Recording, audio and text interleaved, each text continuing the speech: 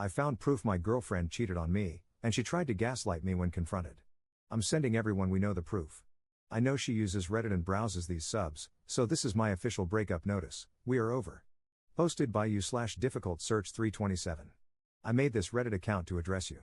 I won't put your name out there, but I know you regularly read posts like these since you used to bring them up and listen to podcasts about them. I'm sure you'll know it's about you when reading it. I, 29M, caught my girlfriend, 31F, cheating on me. This time, I have undeniable proof after she lied to my face about it. We've been friends for 5 years and started dating 3 years ago. I loved this woman with everything I had. I truly thought she felt the same. A few months ago, we hit a rough patch and argued a lot. I really thought we were going to break up. I hit rock bottom. I was severely depressed. One Saturday, we had plans to attend a wedding together. You live a fair distance away, and neither of us had a car, but we didn't mind taking the extra steps to make it work. That morning, I asked what time you'd be coming over so we could get ready and head out. I even offered to pay for your Uber. You said, okay. Hours went by. I didn't hear from you, and I started spiraling. I had a panic attack. I checked your location and it wasn't your house, it was some random parking lot. I messaged you. No reply. After a while, your location just turned off. I was worried sick. I kept calling. No answer for 6 hours. I was panicking. Then, at 9:30 p.m., note this time, you finally picked up. Your first words were, "Are you okay?" And I just broke down crying, asking, "Are we okay?" You told me your phone died and that you were just out with your friends from school, and I believed you. You'd never lied to me before, or so I thought. The next day, I couldn't even get out of bed. Depression hit me like a truck. You came over to comfort me. But something felt off. I tried to shake it off, thinking maybe it was just in my head. That morning, I placed your Apple Watch on the charger. That's when I saw messages from you to your friend from school, the one you hung out with the day of the wedding. One said, "He was growling in my ear," another said, "I had to cover up my hickeys like I was in school." Sent around 9:30, the exact time I was crying to you on the phone. When you got out of the bathroom, I saw the marks on your neck. When I asked, you said they were from scratching. On our way to work, I brought up the messages. You said you were lying to your friend. That you made it all up. I didn't believe you, but I swallowed it and swept it under the rug. Today, I was at your house as your family had a birthday party for you. Your family was there, some of your friends, and our mutual friends too, including the one that celebrated you cheating and lying. The house was packed.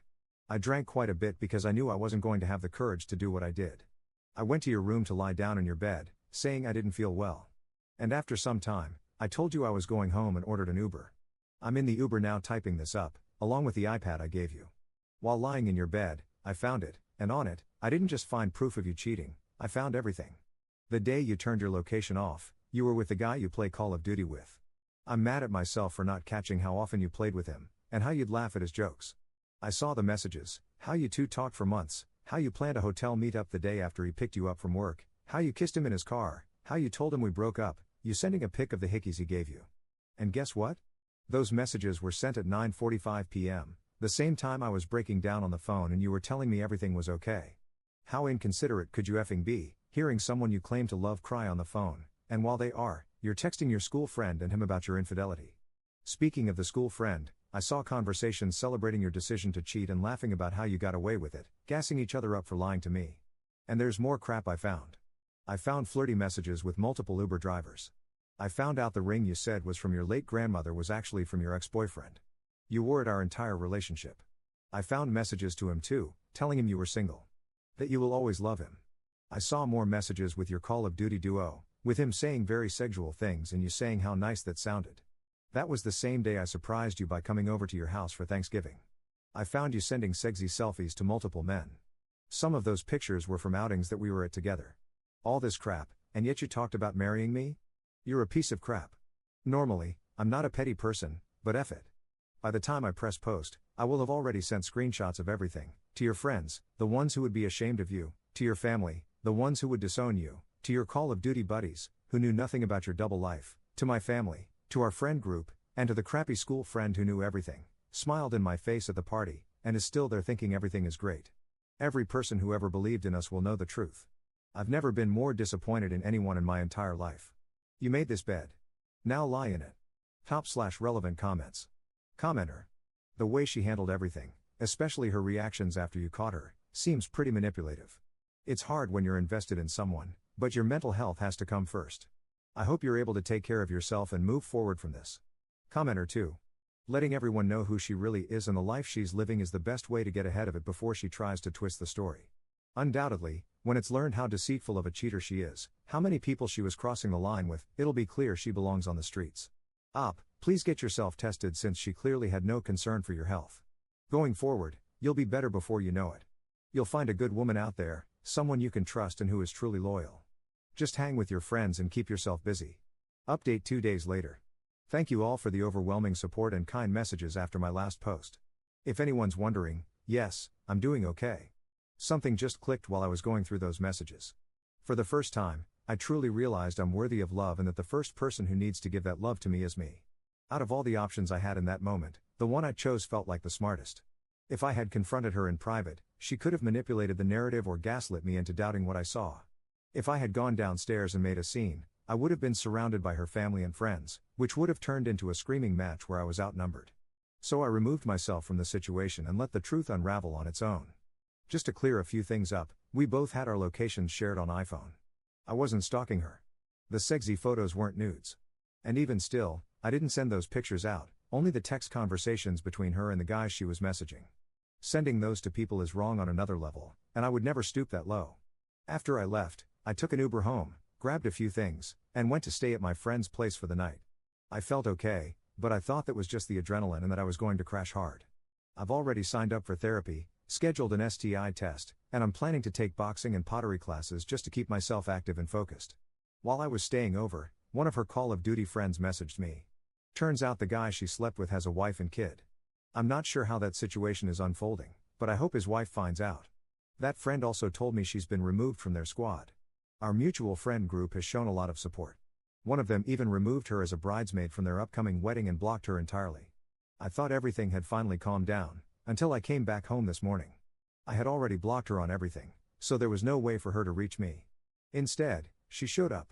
She drove her parents' car to my house and sat outside until she saw me. As I walked to my door, she came out crying hysterically. I didn't say a word, just walked inside and closed the door while she yelled from the other side until she eventually left. Nothing was mentioned about the Reddit post, so I guess she didn't see it. Later that day, her brother called me. He apologized on behalf of the family. He said everything seemed normal after I left until their mom checked her phone.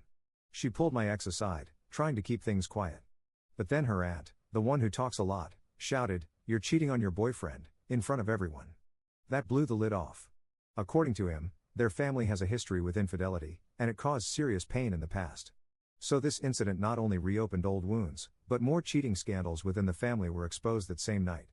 This party was supposed to be a reconciliation moment for relatives who hadn't seen each other in years. And the friend who celebrated the cheating with her? She got cussed out so badly by the family that she left in tears. Her brother told me he doesn't blame me for anything. He even said I handled it better than most would have, and he's here if I need anything. Honestly, the only thing I feel bad about is unintentionally ripping apart a family that was trying to move forward. I had no idea all that was going on behind the scenes, and I do feel bad for being the grenade that set it all off. Top/relevant comments. Commenter. If this is real, you only left one loose end. You said you hope the wife of the guy she was cheating with finds out. Well, you can make sure by telling her yourself. She deserves to know, just like you did. Ops response. I don't know that guy's socials or anything. I can only trust that the group did, but you're right. Commenter 2. Honestly, the only thing I feel bad about is unintentionally ripping apart a family that was trying to move forward. Were they though? Were they? It sounds like cheating is the cause of most of their drama, and a lot of untold issues were unveiled that same night based on your wording. Moving forward requires that you're not still doing the same things that hold you back. After all, a drug addict can't move forward from their addiction and the harm it's caused others until they clean up their act and make amends, and a cheater isn't far removed from an addict of some variety, whether it's to sex or to their own ego. Ops response. Thank you for this perspective. It definitely helps.